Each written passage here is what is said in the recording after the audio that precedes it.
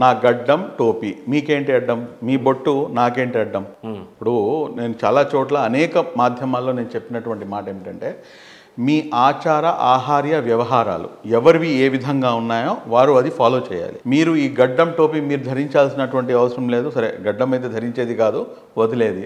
కానీ అన్ని మతాల్లో కూడాను గడ్డం యొక్క ప్రస్తావన ఉంది. మీకు మన నరేంద్ర మోదీ గారి దగ్గర నుంచి తీసుకొని చాలామంది ఫ్రెండ్స్ ఏమంటారంటే, గడ్డం ఉంది, టోపీ ఉంది, నాకు బొట్టు ఉంది, కాషాయ కలర్ ఏదైనా ఉంది అనుకుందాం, హిందూ ముస్లిమ్స్ బాయ్ బాయ్ అని అంటారు, లేకపోతే మిత్రులం అని అంటారు.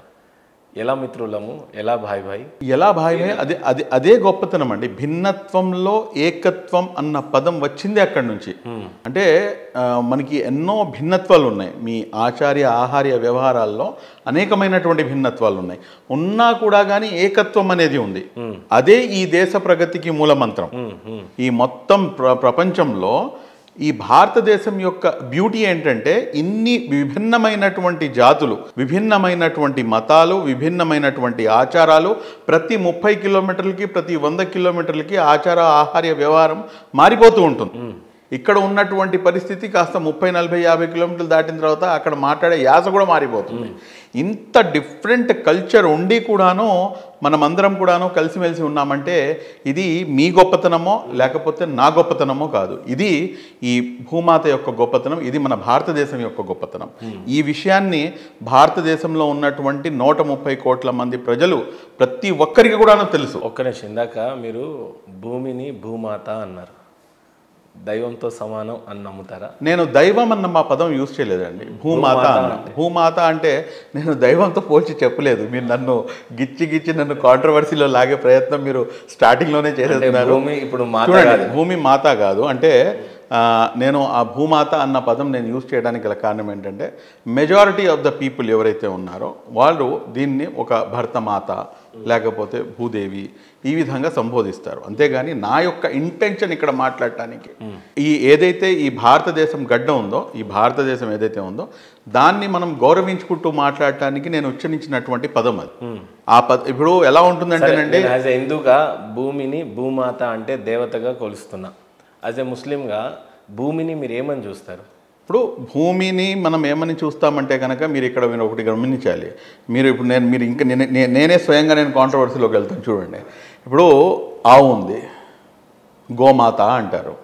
ఇప్పుడు మేము కూడాను మాట్లాడుతూ గోవధ గోమాత అని చెప్పేసి మేము కూడాను మాట్లాడేస్తాం. ఇక్కడ మనం మాట్లాడేటటువంటి మాట ఏమిటంటే, మాకు మాత అంటే నాకైతే గోమాత కాదు. నేను ఇంతకు ముందు కూడాను నేను చెప్పున్నాను, మళ్ళీ ఇంకోసారి రిపీట్ చేస్తాను. గోని మేము మాతగా ఎక్కడ కూడాను పూజించాము. మా కోసం గో అయితే హలాల్ అంటే భుజించదగ్గది అని చెప్పేసి. అయినా కానీ దాన్ని భుజించకుండా సాక్రిఫైస్ చేస్తున్నాం. ఎవరి కోసం? మా యొక్క హిందూ సోదరుల కోసం, హిందూ సోదరుల యొక్క మనోభావాల కోసం. వారు దాన్ని ఏంటంటే గోమాతగా పూజిస్తారు, దాన్ని ఎంతో పవిత్రంగా చూసుకుంటారు. కాబట్టి మనం ఆ పదం ఉచ్చరించినంత మాత్రాన దాంట్లో ఉన్నటువంటి మీనింగ్ వేరు. నేను ఇప్పుడు భూమాత అని చెప్పడానికి కూడా కారణం అదే. నాకు ఒక విషయం చెప్పండి, ముస్లిం సోదరులందరికీ గోవును తినాలని కానీ, ఎద్దుని కోసుకొని తినాలని కానీ, లేకపోతే గేదెలో మొగ గేదెని తింటూ ఉంటారు. ఈ సాంప్రదాయం అసలు ఎలా నేర్పించారు ముస్లిం సోదరులందరికీ? నేను ముస్లిం సోదరులు అంటారు, నేను చెప్తే మీకు కొంచెం చాలా ఆశ్చర్యకరంగా ఉంటుంది. కానీ మనం అనవసరంగా ఏంటంటే, నేను కాంట్రవర్సీలో అయితే ఈ విషయాన్ని దయచేసి వ్యూవర్స్ కూడాను దీన్ని అన్యదా తీసుకోవాల్సిన అవుతుంది. కానీ మీరు ఖురాన్ ఏదైతే దివ్య గ్రంథం ఖురాన్ ఉందో ముస్లిమ్స్ కోసం, అదేవిధంగా మీరు చూసుకుంటే కనుక హిందూ సోదరుల కోసం మీకు అనేకమైనటువంటి గ్రంథాలు ఉన్నాయి. ఆ గ్రంథాలు మనుస్మృతి ఉంది, యజుర్వేదం ఉంది, ఋగ్వేదం ఉంది, అలాగా వేదాలు, పరిషత్తులు అలాగా చాలా ఉన్నాయి. మహాభారతం సైతం కూడా నేను వస్తున్నాను. వీటిలో కొన్ని చోట్ల అంటే నేను మీకు పర్టికులర్గా అయితే నేను మీకు కొటేషన్ అయితే ఇవ్వకపోవచ్చు. కానీ ఈ గ్రంథాల్లో సైతం కూడాను నాన్ వెజ్ గురించి ప్రస్తావన ఉంది. అదేవిధంగా మనం ఏ జంతువు గురించి అయితే మనం మాట్లాడుకుంటున్నామో ఆ జంతువు యొక్క ప్రస్తావన కూడా ఉంది. కానీ మీకు గమ్మత్తైన అంశం చెప్తాను, ఇవాళ దాకా మీకు ఎవరు కూడాను చెప్పుకుంటారు.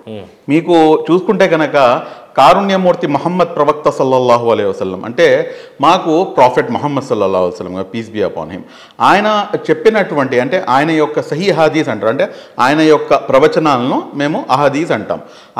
ఆయన లైఫ్లో ఏ విధంగా ఉన్నారు, ఏ విధంగా ఆయన మాట్లాడారు, ఏ విధంగా ఆయన యొక్క వ్యవహారం ఉండేది, వాటిని మనం అహదీస్లో మనకి దొరుకుతుంది. ఆ సహీ అహదీస్ అంటే చాలా ప్రామాణికం ఉన్నటువంటి హదీస్ ఏమని చెప్తుందంటే, ఏదైతే గోమాత యొక్క మీరు చూసారా, నేను మాట్లాడుతూ మళ్ళీ గోమాత అంటే అది అంటానికి కారణం అదే, మనం అవతల వాళ్ళ యొక్క మనోభావాల్ని రెస్పెక్ట్ ఇవ్వడం అంతవరకే, కానీ నేను దాన్ని గోమాతగా అనుకుంటున్నాను అని చెప్పి కాదు. ఇప్పుడు పాయింట్ టు బి నోటెడ్ ఏంటంటే, ప్రవక్త కరుణామూర్తి ముహమ్మద్ ప్రవక్త సల్లల్లాహు అలైహి వసల్లం గారు చాలా స్పష్టంగా అనేక సార్లు ఆయన ఇచ్చినటువంటి ఉపమానం ఏమిటంటే, గో అంటే ఆవు యొక్క ఏదైతే మిల్క్, పనీరు, అదేవిధంగా పెరుగు లేక పనీర్, కొన్నిట్లో whatever it may be, వీటిలో మీకు ఆరోగ్యం ఉంది. అదేవిధంగా గో మాంసానికి వస్తే, ఆవు మాంసానికి వస్తే ఇది మీకు అనారోగ్యానికి దారి తీస్తుంది అని చెప్పేసి ప్రవక్త సల్లల్లాహు అలైహి వసల్లం గారి యొక్క సహీ హదీస్ ఉంది. ఇది అంటే వాస్తవం రూపంలో ఉన్నటువంటి హదీస్ అన్నమాట. దీన్ని ఆధారంగా చేసుకొని కూడాను మనం ఒక పాయింట్ చాలా స్పష్టమవుతుంది ఏంటంటే, మనం ఏదో మనకి ఇస్లాం ధర్మమే నేర్పిస్తుంది అది. మీరు ఎక్కువగా అతిగా గోమాంసాన్ని కూడాను భుజించమాకండి అని చెప్పి కూడాను సహీ హదీస్లో మనకి దొరుకుతుంది. కాబట్టి మీరు ఇక్కడ గమనించాల్సింది ఏంటంటే, మీరు ఆ ధర్మమా ఈ ధర్మమా లేకపోతే ఇవన్నీ ఏంటంటే వైషమ్యాలు చెలరేగి తద్వారా ఏంటంటే సమాజం నిట్ట నిలువున చిలిపోవాలి. అదేవిధంగా ఏంటంటే పోలరైజ్ అయిపోతే తద్వారా ఏంటంటే హిందువులు ఓట్లు ఒకవైపు, ముస్లిమ్స్ అన్న వాళ్ళ ఓట్లు ఒకవైపు అయిపోవాలి అని చెప్పి తిండితో కూడా తినే తిండితో, ఆచారంతో, ఆహార్యంతో, ప్రతి దాంతో కూడాను ఈ రోజున రాజకీయం అనేది ముడిపడి ఉంది. కాబట్టి ఈ అంశాన్ని మనం గమనించాల్సినటువంటి అవసరం.